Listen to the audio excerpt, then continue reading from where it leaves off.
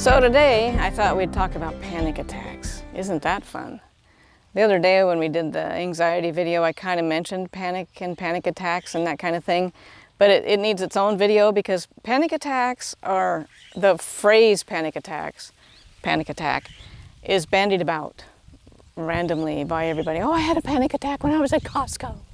Did you really have a panic attack? Because if you did, you'd know it. Panic attacks aren't just a feeling of being overwhelmed.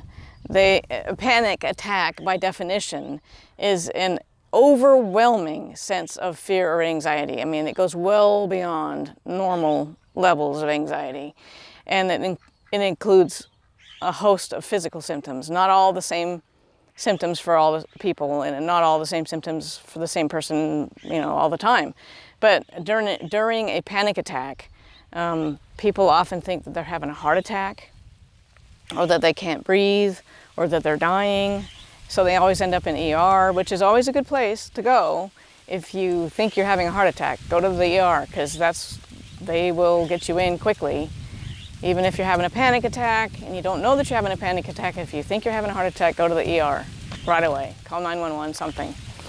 So panic attacks are not just, I can't handle being in traffic or something like that. I mean, a panic attack doesn't need to include all of these kind of symptoms, but generally speaking, some of the symptoms of panic attacks are like a pounding heart, racing heart, like it's thumping out of your chest kind of thing, and sweating and shaking or trembling. And the shaking and trembling doesn't actually have to be so you can see it, physical shaking and trembling. It can be like inside you're shaking or trembling, Have you ever had that? Or that fear like you're going crazy. It's like, I'm losing my mind. I feel like I'm gonna fly apart at the seams any minute now. I'm gonna just lose it. And sometimes you have a feeling of being kind of detached from reality, like you're, floating around outside of yourself. Some people have breathing difficulties. Some people have this sense of terror or impending doom or death, like they're just gonna drop dead any second now. Or they'll have chest pain or some kind of discomfort that doesn't quite, ease up. Or they have a lot of nausea or upset, a stomach upset, heartburn, and they have this, or they will have a sense that they're dying, like a fear of dying.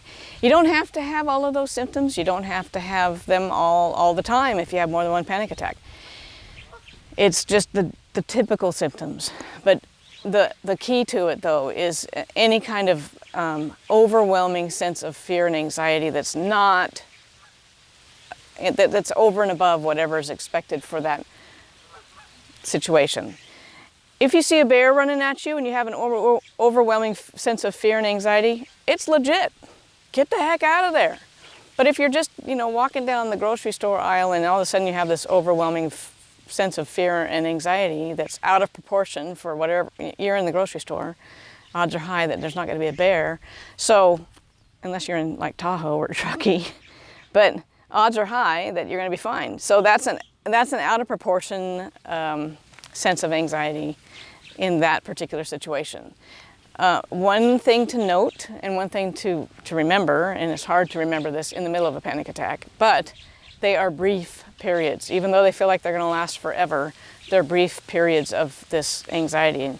Usually they subside within a half an hour. I know that doesn't seem brief, but a lot of people will have one and it'll crest way, up here, and then it will go back down, and they'll have another one, and it'll go back down, another one, and this little roller coaster thing. And the whole works usually subsides fairly quickly, a lot of times a lot sooner than a half an hour. I mean, the panic attack itself, the actual moment of the panic attack doesn't usually last that long. It's like, 2, 3, 4, or 5 minutes or whatever. But a lot of people get into this high anxiety after a panic attack, and it usually subsides within like a half an hour if you work through it correctly instead of like drinking it away or smoking it away or whatever. So panic attacks may feel scary, but they don't actually cause any physical harm, even though we are convinced in the moment that we're going to die. The most common fears associated with panic attacks are of like having a heart attack or fainting, but they're not actually a threat. for most people. If you have heart condition and you have issues with your heart, always err on the side of caution.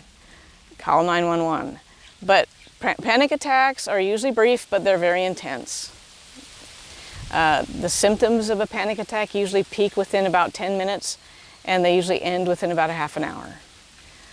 Some lingering symptoms can last for over an hour, like sometimes people have trouble coming down from the shaking part or the sweating part or something like that. Some symptoms might last a little longer.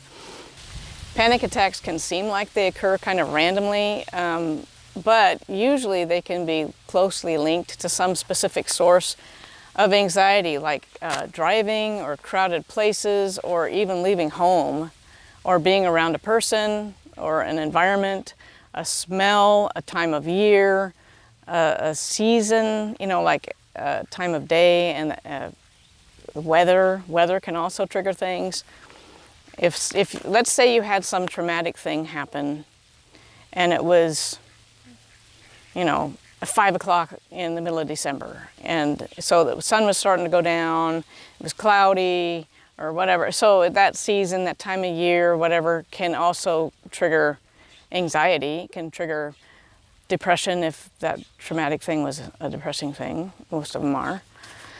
Or a panic attack. So a panic disorder is actually a disorder, and that occurs when people who have frequent worry or fear of future panic attacks. So they'll have a panic attack, and then they'll get into this mode where they just think, I'm going to have panic attacks forever, all the time, everywhere I go. Or when they change their behavior to avoid having a panic attack. Like, let's say they have a panic attack and they're in the middle of the mall. And now they've decided, I'm never going to a mall again, because if I do, I'm going to have a panic attack. So then they change their lifestyle, they change their behavior to avoid the possibility of having a panic attack. That's when it turns into panic disorder, which is an actual, mental health kind of thing that it can be treated. So how are panic attacks treated? Pretty much the same way that anxiety is treated, and we talked about that one before with CBT, cognitive behavioral therapy, that we talked about, how that is a way to change unhealthy or maladaptive thinking that leads to our maladaptive behavior, like in the case of the person who changes their behavior to not ever go to the mall again because they're afraid they're going to have a panic attack. So in order to use CBT for an example for that situation, it would be like challenging the negative thoughts that we did in another video. Okay, what's the likelihood, what's the possibility, and blah, blah, blah, go down the list. And then changing that maladaptive thinking, which is affecting their maladaptive behavior, and changing the behavior and then getting them back out there. And sometimes it can be exposure therapy too.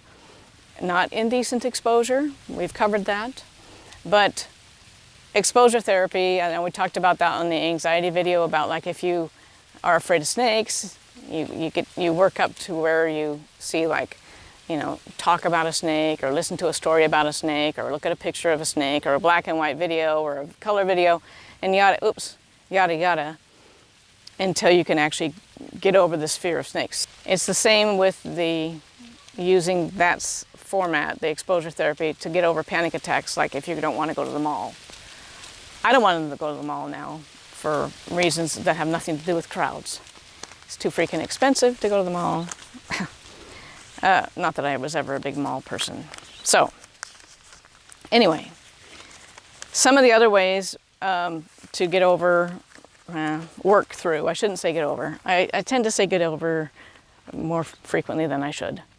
Another way to work through panic attacks and panic disorder kind of things is to practice relaxation techniques and mindfulness exercises and grounding exercises. I know we've done a couple. We'll do more in other videos, but that's some of the ways that you can get, those are some of the ways you can get working through the panic. Most of the time, panic attacks hit, like out of nowhere, but a lot of times our subconscious recognizes some kind of trigger, some kind of similarity to that situation that caused the first panic attack.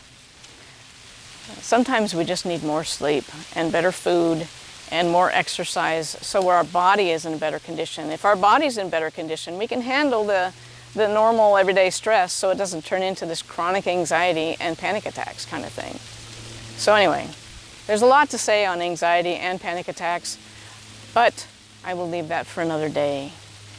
So I hope you got something out of that something was helpful. Or not. At least you wasted 10 minutes or whatever this ends up being. So I'll be back again. So until then, take it easy and I'll see you later.